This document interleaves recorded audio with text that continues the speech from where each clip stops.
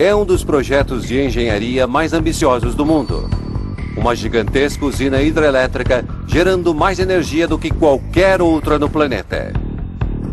Para construí-la, o trajeto de um grande rio sul-americano será bloqueado. Milhares de hectares de hábitat animal e dezenas de milhares de casas desaparecerão numa enorme inundação.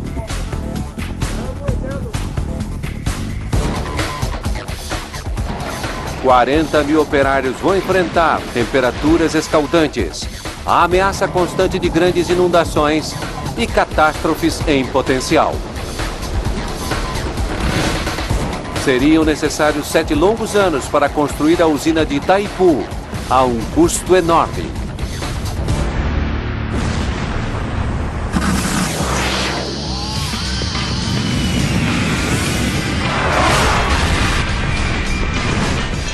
Obras incríveis.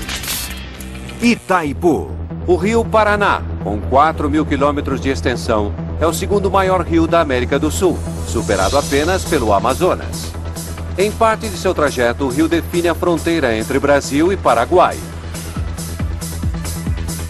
Aqui, o caminho do rio é interrompido por uma estrutura construída pelo homem.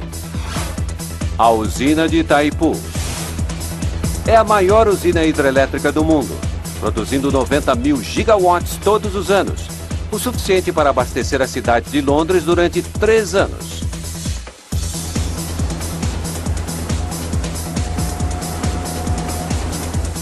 Com 7 quilômetros de extensão, é 2,5 vezes mais longa que a ponte Humber, na Inglaterra, e tem uma altura equivalente a um prédio de 65 andares.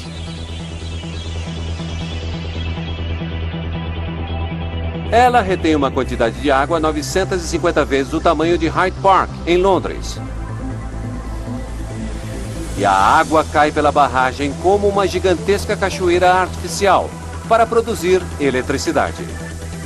Mas foram necessários um exército de 40.000 operários e $20 bilhões para construir essa estrutura monstruosa, um custo quase 50 vezes maior que o da barragem Hoover. Itaipu está em um dos recantos mais remotos do planeta. E então, por que a mais ambiciosa e poderosa usina do mundo foi construída aqui? Nos anos 60, o Brasil está prosperando. A economia cresce 10% ao ano e a população se multiplica. Em 3 décadas, a população brasileira atingirá 170 milhões de habitantes e o país se tornará um dos 10 mais populosos do mundo. E isso certamente vai gerar uma demanda enorme por energia. O governo precisa encontrar, então, uma forma de atender à futura demanda energética da população ou haverá uma crise econômica. O país não tem petróleo e gás suficientes para evitar uma crise energética e não há dinheiro suficiente para importar combustíveis. Alguém, então, tem uma grande ideia. Por que não usar um recurso natural abundante e gratuito? A água. 10% de toda a água doce do mundo está no Brasil. Seus 40.000 quilômetros de rios podem dar a volta no planeta. Se a água puder ser utilizada pela tecnologia hidrelétrica, a demanda de energia seria atendida sem a necessidade de importação de combustíveis. O Brasil pensa alto. O governo quer fazer uma usina que supra grande parte das necessidades energéticas do país. Não seria fácil encontrar o local ideal para uma usina tão grande. O rio precisaria ter um volume de água grande o bastante para produzir a energia necessária. O rio deveria fluir por margens estreitas e ter um leito rochoso forte o bastante para suportar o peso de uma barragem. Este é o local mais óbvio.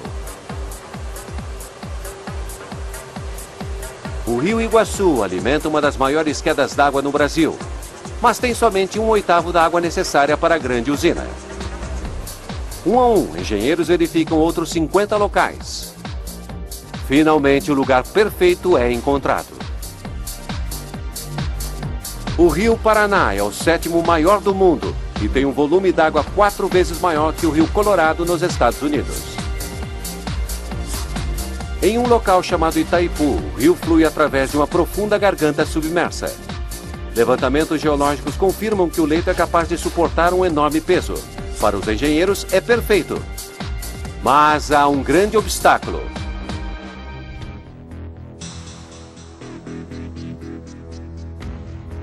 A garganta fica na fronteira entre o Brasil e seu antigo inimigo, o Paraguai.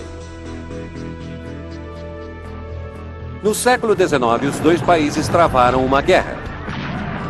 O Paraguai perdeu metade de seu território e metade de sua população foi morta. Mesmo 100 anos depois, ainda há desconfiança entre os dois povos. Em 1966, começam as negociações entre os dois países. O projeto da usina fica suspenso durante 7 anos. Mas, no fim, a possibilidade de um vasto suprimento de energia se mostra irresistível. Em 26 de abril de 1973, Brasil e Paraguai assinam um tratado. A usina de Itaipu recebe, então, a luz verde. Se tudo for como o planejado, este projeto vai superar alguns dos maiores projetos de barragens do mundo. A usina será 18 vezes mais longa que a barragem Hoover e 9 vezes mais pesada. Mas, acima de tudo, produzirá 6 vezes mais eletricidade.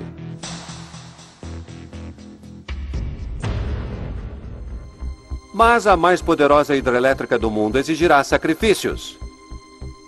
O bloqueio do Rio Paraná vai criar um enorme reservatório para alimentar as turbinas elétricas. Mas também vai submergir o Vale do Rio sob 100 metros de água. Uma vasta área agrícola e de floresta será inundada para alimentar a usina. Dezenas de milhares de pessoas perderão seus lares.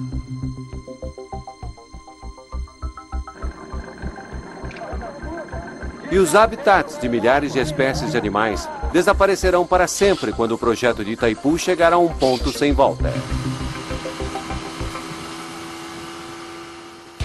Um enorme canal será escavado através da margem rochosa. Sua função será desviar temporariamente o rio do canteiro de obras da usina. Com 2 quilômetros de comprimento e 80 metros de profundidade, será o maior canal artificial já construído. Se a construção falhar, todo o projeto estará condenado. – 2 de maio de 1975. Tem início a construção da usina de Itaipu. O primeiro trabalho é fazer o canal para desviar o rio. Serão necessários 3 anos usando explosivos, escavadoras mecânicas e força bruta para escavar através da rocha. Enquanto isso, o custo ambiental da usina é calculado. Depois de construída, a barragem de Itaipu transformará o Vale do Rio Paraná num gigantesco reservatório. Uma área 2 vezes maior que Chicago será coberta por 100 metros de água. Enquanto a escavação está em andamento, consultores ambientais são chamados. Sua tarefa é avaliar que animais e plantas podem ser salvos da inundação.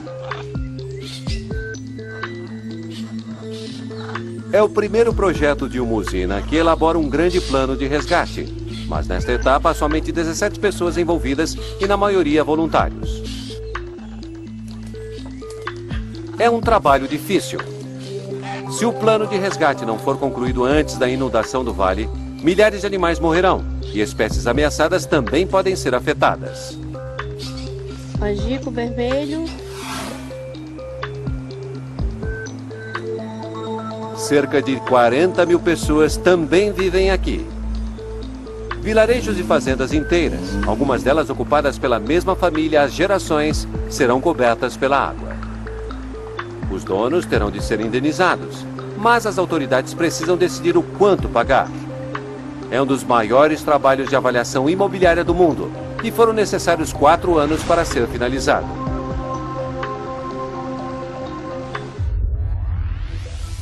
3 anos após o início das escavações, os engenheiros estão prontos para demolir os selos de concreto do canal e dar um novo rumo ao Rio Paraná. 8 da manhã de 20 de outubro de 1978. Cargas de dinamite são colocadas nas 2 extremidades do canal. Se a explosão danificar o canal, o projeto sofrerá um atraso de anos.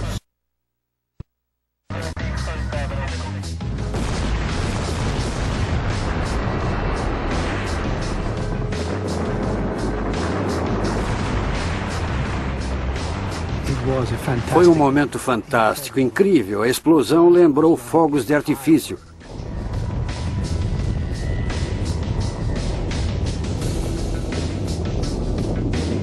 O poderoso Rio Paraná invade seu novo caminho. Foi um enorme feito. Os engenheiros de Itaipu haviam alterado o trajeto de um dos maiores rios da América do Sul. A avaliação das casas, fazendas e terras que serão inundadas está finalmente terminada. As autoridades ficam sabendo que antes de submergirem a área, terão de desapropriar 8.500 casas e fazendas. O custo será de $500 bilhão, sem contar os 20 bilhões que serão gastos na construção da usina. A maior parte das indenizações é aceita, mas alguns proprietários decidem recorrer ao Poder Judiciário.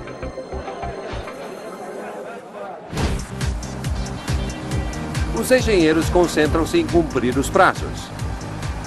Eles precisam de mais operários, um exército deles. Mas o Vale do Paraná é remoto e pouco habitado. Sua única cidade, Foz do Iguaçu, é um pequeno assentamento fronteiriço.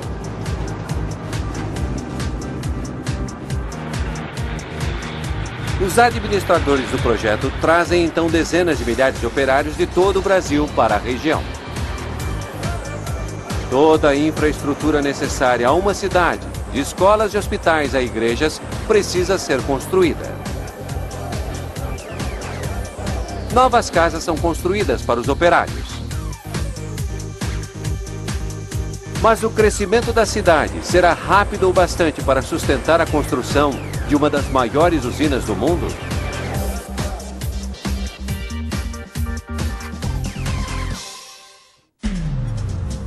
Todas as barragens são capazes de uma coisa: resistir à pressão da água no reservatório atrás delas. Quando a geografia permite, a barragem pode ser um simples muro ancorado nas rochas ao redor. Mas o terreno em torno de Itaipu não permite esse recurso e a barragem terá de contar somente com seu próprio peso. Os engenheiros chamam isso de barragem de gravidade. A ideia é fazer uma estrutura tão pesada que a água não consiga movê-la. Para funcionar, a barragem terá de pesar 61 milhões de toneladas. Mas a barragem só será boa se boa for sua fundação. Qualquer fraqueza poderá causar um desabamento, por isso um leito rochoso forte é fundamental. Um levantamento detalhado mostra que as fundações são sólidas. Além disso, os engenheiros têm uma ideia que poupará dinheiro. Uma barragem feita de concreto maciço iria pesar mais do que o necessário e acrescentaria gastos que poderiam ser evitados. A solução é fazer então uma barragem oca. Uma barragem oca pode ter uma base mais larga com a mesma quantidade de concreto. As paredes têm uma inclinação menor, transferindo a pressão da água para a base, onde a estrutura é mais forte. Além disso, equipamentos geradores de energia podem ser instalados dentro da barragem.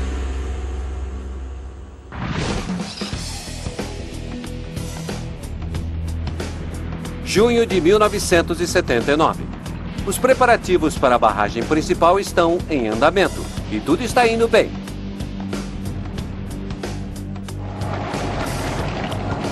Mas então o trabalho é interrompido de forma abrupta.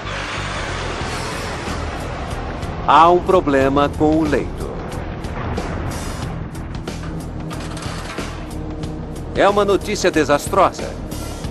Embora o levantamento geológico tenha confirmado a qualidade do leito, os engenheiros encontram uma camada de rocha fraca, como um dente podre a 20 metros de profundidade.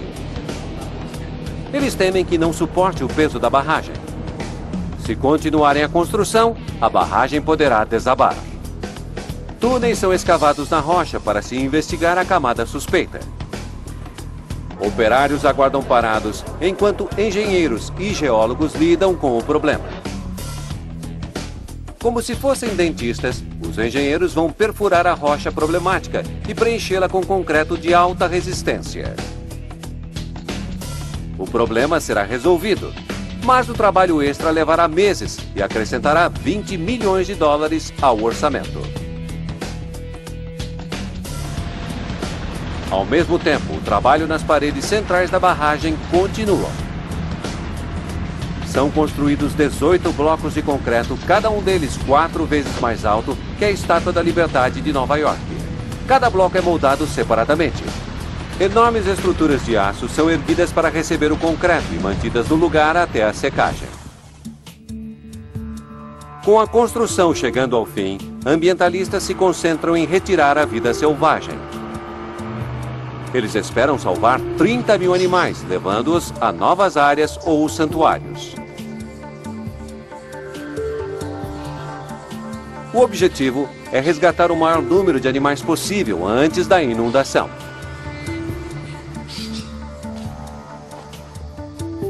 O trabalho de realocação de 8.500 famílias também está em andamento.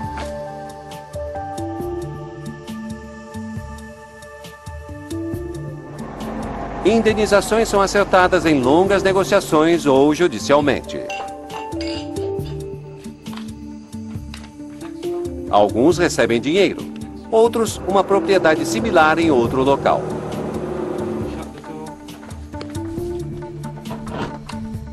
Muitas dessas famílias viveram e plantaram no Vale do Paraná por gerações.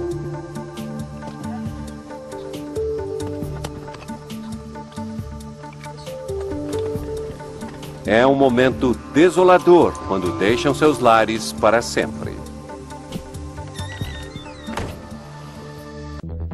Outubro de 1982. 7 anos após o início da construção, chega o grande dia. As enormes comportas no canal que faz o desvio do rio são fechadas. O rio Paraná volta a fluir por seu curso original, enchendo o reservatório. Agora, não há como deter a água.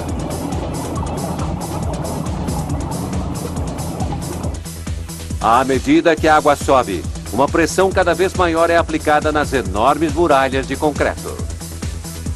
O reservatório levará 14 dias para encher até sua profundidade final de 100 metros. À medida que o nível da água sobe, pequenas ilhas de terra se destacam na superfície. Em poucas horas, elas desaparecerão para sempre.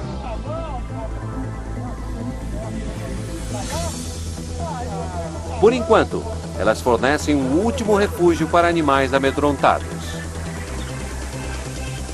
As equipes de resgate continuam os esforços para salvá-los, antes que seja tarde demais. Em pouco tempo, restam apenas o topo das árvores para os animais, dificultando um pouco o trabalho das equipes de resgate. Apesar de alguns arranhões e mordidas, os resgatadores conseguem escapar relativamente ilesos.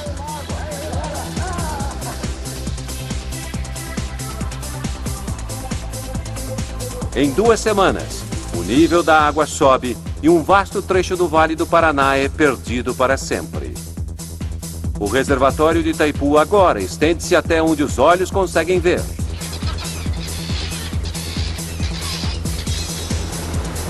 Ao longo dos 9 anos seguintes é realizada a etapa final de Itaipu. Com a barragem terminada, tem início os trabalhos na usina hidrelétrica. São erguidos 18 tubos gigantes para direcionar a água às turbinas, cada um deles com a altura de um prédio de 30 andares. As turbinas pesam 800 toneladas, o equivalente a 2 aviões jumbo. São tão grandes que foram fabricados veículos especiais para transportá-las.